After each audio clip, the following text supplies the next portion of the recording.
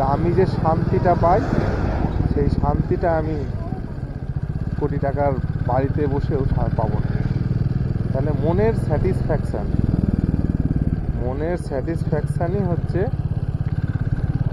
আসল শান্তি, যেটা টাকা দিয়ে কেনা যায় না। সুন্দর সিনটা, উপর সামনে পাহাড়। হ্যাঁ, আমরা এখন এনজিপি স্টেশনে আছি। এটা হচ্ছে এনজিপির এসি ওয়েটিং রুম। দেখতে পাচ্ছ প্রচুর গাড়ি। আর এনজিপি স্টেশনে নেমেই আমরা অনেকটা হেঁটে এলাম। হেঁটে আসার পরে আজকে এই ট্যাক্সি স্ট্যান্ড দেখতে পাচ্ছি। এনজিপি স্টেশনটা অনেকটা মডিফাইড হচ্ছে, প্রচুর কাজ চলছে ভেতরে। তো আমাদেরকে বেরিয়ে এসে অনেকটা হেঁটে এসে এখানে এখনও টোটো স্ট্যান্ড নেই, টোটো স্ট্যান্ড আরও দূরে। এটা হচ্ছে কার, এখান থেকে দার্জিলিং, গ্যাংটক, নেপাল সব বিভিন্ন জায়গা যাওয়া হচ্ছে। যাবে এমটিএস মোড়, যাবে এমটিএস মোড়। তো এখান থেকে যেতে দিবে না, আরও দূরে গিয়ে আমাদেরকে নিতে হবে, টোটো নিতে হবে। তো ফাইনালি আমরা চলে এসেছি। এই যে সানি ভাই, বিশাল বাইকের কালেকশন। আর সুমনদা এখন এখানে নেই, তো দেখে নাও কি কি বাইক আছে এখানে। এই যে হিমালয়ান আছে, হিমালয়ান প্রচুর আছে। তারপরে রয়্যাল এনফিল্ড, এন্টর, ইনফিল্ড, এটা কি মেটিওর মনে হয়, মেটিওর।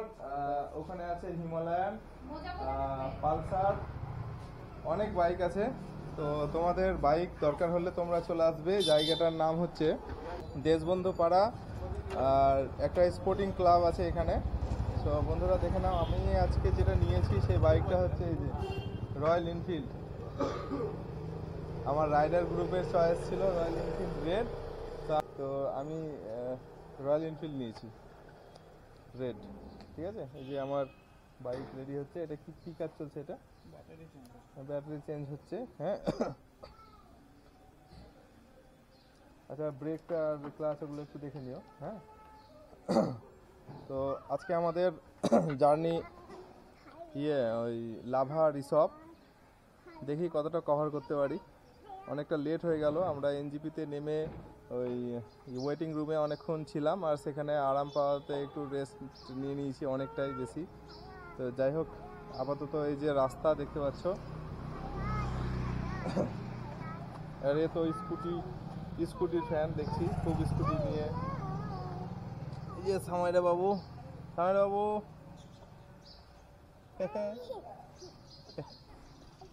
তো এই রাস্তায় আমরা এলাম টোটোতে করে আমরা এখানে এলাম। ডিস্টেন্স এমন কিছু না, কাছে, মাত্র তোমার 20 টাকা টোটো ফেয়ার লাগবে, তুমি এখানে চলে আসতে পারবে। এই এনজিপিতে নেমে আমরা কিছুটা হেঁটে আসার পরে টোটো পেলাম। আর যদি মনে করো যে ওখান থেকেই নেবে, রিক্সা পাওয়া যায়, কারণ এখন এনজিপি স্টেশনটা অনেকটাই বড় হয়ে গেছে। এই হচ্ছে বিষয়। দেখে নাও আরেকবারও যে সানি ভাইকে। সানি ভাই হাই করে দাও। খুব ভালো মানুষ, আমার বন্ধু। আমরা অনেক দিন থেকেই এখানেই গাড়ি নিই। আমার তো ফার্স্ট যেটা দার্জিলিং ছিল সেইখান থেকে চলছে আমার ট্রিপ চলছে। আমি এনজিপিতে নামলেই চলে আসি এখানে। তো তোমরাও চেষ্টা করবে, দেখে নাও ভালো করে, কোনো অসুবিধা হবে না, মানে কোনো রকম প্রবলেম হবে না। বন্ধুরা, আজকে আমি খুব শান্তিতে ভিডিও করছি, মনের কথা বলতে পারছি। অ্যাকচুয়ালি আমার মুখের সামনে গোপ্রো লাগানো আছে, আর এই গোপ্রো লাগানোর জন্যই আমি এত সুন্দরভাবে কথা বলতে পারছি। অ্যাকচুয়ালি ভিডিওতে আমি যে সাউন্ডটা দিই সেটা পরে থেকে দিতে হয়। আজকে আমি রাইডিংয়ের পুরো এক্সপিরিয়েন্স তোমাদের সামনে শেয়ার করব। আমি এখন যে শিলিগুড়ি যে ফরেস্ট, সেই ফরেস্ট দিয়ে অ্যাকচুয়ালি বেঙ্গল সাফারি, মানে বেঙ্গল সাফারিরই অংশ এটা। তো জঙ্গলে হাতি যাতায়াত করে, দেখে শুনে চালাবেন এরকম লেখা ছিল।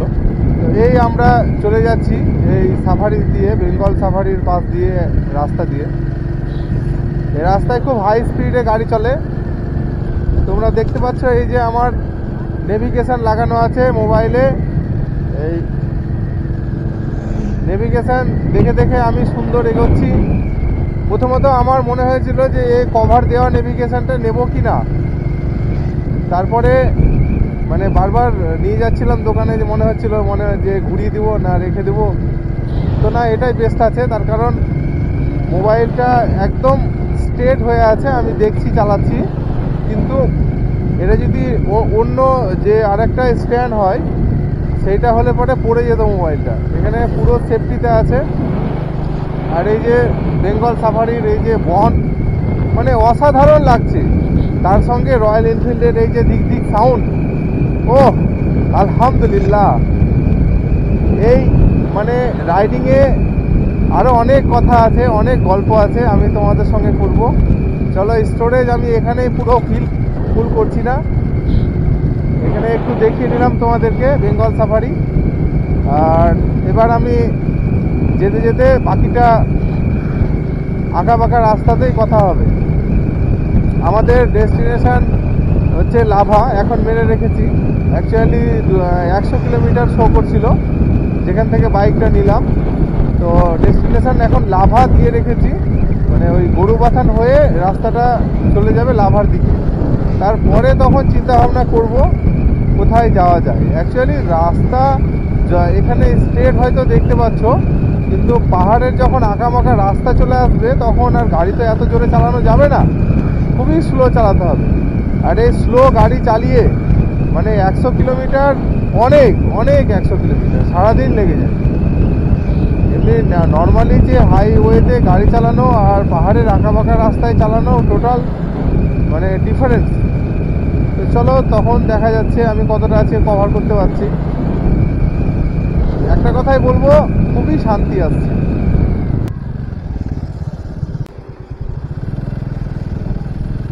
তো বন্ধুরা দেখো, আমরা এই ব্রিজে চলে এসেছি, দেখতে পাচ্ছ খুব সুন্দর সিনটা, উপর সামনে পাহাড়, হ্যাঁ খুব মজা, অসাধারণ লাগছে ভিউজটা। দেখো ভিউজটা দেখো কি সুন্দর, সামনে উঁচু পাহাড়। এখনো আমরা বাইক ওঠাইনি, তো নিচ থেকে দেখে বিভৎস লাগছে। এই ফিলিংসটা আমি মানে যারা ফার্স্ট টাইম দেখবে তাদের জন্য যে কি সুন্দর বলে বোঝানো যাবে না। আমার হয়েছিল ওইরকম, আমি কি দেখছি চোখের সামনে। তো বন্ধুরা, এবার সামনে একটা ব্রিজ আছে, সেই ব্রিজটা আমরা ক্রস করব। অলমোস্ট কাছে চলে এসেছি ব্রিজটা। পাথরটা দেখতে পাচ্ছ, এখানকার পাথরটা হচ্ছে ব্ল্যাক, খুব হার্ডি পাথর এটা। ওই জন্য দার্জিলিং বা দার্জিলিংয়ের যে এই এরিয়াটা, এগুলো আর কি পাথরটা খুব হার্ডি, কালো পাথর। দার্জিলিংকে এই জন্য শৈল শহর বলা হয়। গাড়ি চালাতে খুব ভালো লাগে, মনে আনন্দ আসে, পাশাপাশি একটা থ্রিলিং কাজ করে। এই যে অত খাই গর্ত, পাহাড়, উঁচু উঁচু পাহাড়ের মাঝ দিয়ে আজকে বাইক দৌড়াচ্ছে, খুবই ভালোই লাগে, একটা আলাদাই অনুভূতি। এখন আমরা যাচ্ছি লাভা কমপ্লিট করার পরে যদি সময় থাকে তাহলে আমরা গ্যাংটক বেরিয়ে যাব। অসাধারণ একটা অনুভূতি। গ্যাংটক যাওয়ার রাস্তা ডিরেক্ট আছে, কিন্তু লাভা হয়ে ঘুরে গেলে পরে সিনটা অসাধারণ দেখতে পাওয়া যাবে। এখানে প্রচুর পাইন গাছের বন আছে আর আঁকাবাঁকা রাস্তা। এখানে মন্দির আছে, তাই এখানে ফুলের দোকান। গুগল ম্যাপে সামনে একটা ব্রিজ দেখাচ্ছে, আমি এখানে নেভিগেশনে সব দেখতে পাচ্ছি। আর এই দেখার কারণে আমার গাড়ি চালানোটা অনেকটা সুবিধা হয়ে যাচ্ছে। দেখি এই ব্রিজটা কেমন, কত বড় আছে। সামনে পড়বে সেই বড় ব্রিজটা, তিস্তা নদীর যে ব্রিজটা, সেই ব্রিজটা পড়বে সামনে।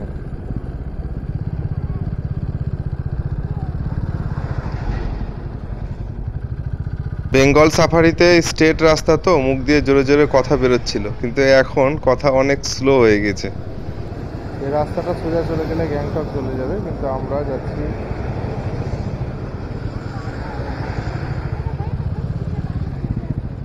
লাভা ডুয়ার্স, তাই আমরা ডান দিকে ঢুকবো।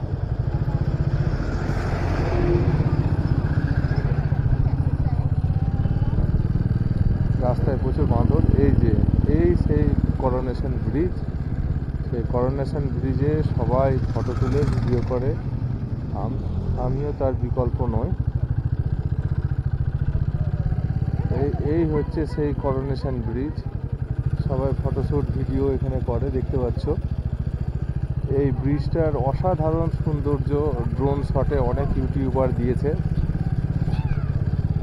আমার কাছে হয়তো সেই অসাধারণ সৌন্দর্যটা আমি ফুটিয়ে তুলতে পারছি না ক্যামেরা দ্বারা, তবে খুবই ভালো, মানে ভিউজটা এতটাই সুন্দর এখানে করোনেশন ব্রিজে যে বলে বোঝাতে পারছি না। ব্রিজে বাইক নিয়ে দাঁড়ানো অ্যালাউড নেই, ফাইন হয়ে যাবে। আমি ব্রিজের ওই পাশে গিয়ে বাইকটা স্ট্যান্ড করিয়ে প্রয়োজনে একটু হেঁটে আপনাদেরকে দেখাচ্ছি করোনেশন ব্রিজটা। চলে এলাম আমি এই পাশে। চলো বন্ধুরা, আমি একটু একটু করে দেখাই। এই যে করোনেশন ব্রিজটা দেখতে পাচ্ছ তোমরা, দেখে নাও। এই যে সুন্দর ব্রিজটা দেখে নাও, অসাধারণ লাগছে।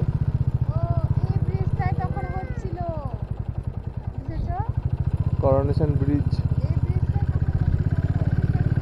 হ্যাঁ।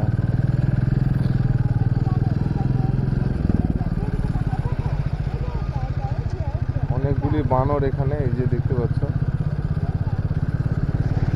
খুবই ভালো লাগছে, বলে বোঝানো যাবে না। তো বন্ধুরা, আমাকে অনেকেই বলেছে যে কি হবে এই রাইড করে, বাইক নিয়ে হুড় করে ঘুরে পাহাড়ে গিয়ে পয়সা খরচা করে, কি হবে। কিন্তু আমি যদি বলি যে বাড়ি বানিয়ে, রং করে, বাড়িতে টাইলস বসিয়ে কি হবে, অত কি প্রয়োজন ছিল? থাকার জন্য তো একটা রুমই যথেষ্ট। জল বৃষ্টি ঝড় এগুলোকে যেন প্রোটেক্ট করে, তাই তো নাকি? তাহলে অত ভিআইপি করে লাক্সারি বাড়ি করার কি প্রয়োজন ছিল? ব্র্যান্ডেড কাপড় কেনার কি প্রয়োজন ছিল? যদি সেটাই হতো যে কি হবে, তাহলে তো সেগুলো না করাই দরকার ছিল, অনেক টাকা সেভ হয়ে যেত, তাই না? এটা আমার সামান্য একটা মানি খরচ হয়, কিন্তু আমি যে শান্তিটা পাই, সেই শান্তিটা আমি কোটি টাকার বাড়িতে বসেও পাবো না। তাহলে মনের স্যাটিসফ্যাকশানই হচ্ছে আসল শান্তি, যেটা টাকা দিয়ে কেনা যায় না।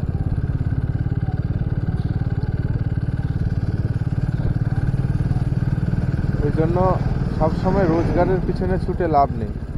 রোজগার অবশ্যই দরকার আছে জীবন চালানোর জন্য, কিন্তু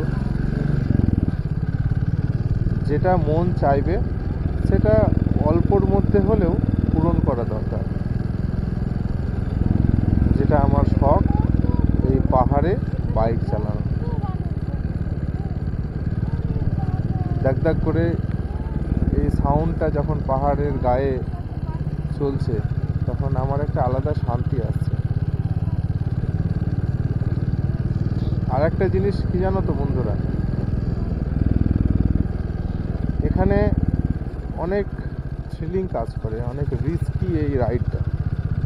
আমার মনে হয় আমার প্রফেশনটাও যথেষ্ট রিস্কি।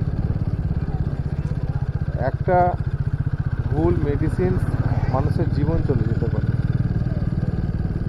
যেটা দিয়ে দেওয়া হবে সেই মেডিসিনটা যখন মানুষ খেয়ে নেবে, বা যে ইনজেক্টটা প্রয়োগ করা হয়ে যাবে, সেটা আমি আর ফিরিয়ে নিতে পারবো না। তাহলে পরে আফটার অল ওই রিস্ক আর এই রিস্ক দুটোকেই যেন আমি একটা লাইনে দেখতে পাই। ওই কারণে মাঝে মধ্যে আমাকে এই রিস্কি রাইডটাও যেন ভালো লাগে। তো বন্ধুরা, ভালো থাকবেন, সুস্থ থাকবেন। আবারও দেখা হচ্ছে নতুন কোনো ভিডিওর সাথে। এখন আমার জার্নি শুরু হলো। আমি এবার লাভা যাচ্ছি। লাভা পৌঁছানোর পরে কতটা আমার রাইড হবে তার পরবর্তী, সেটা পরবর্তী ভিডিওতে জানতে পারবেন। এটা একটা লং রাইড চলছে আমার।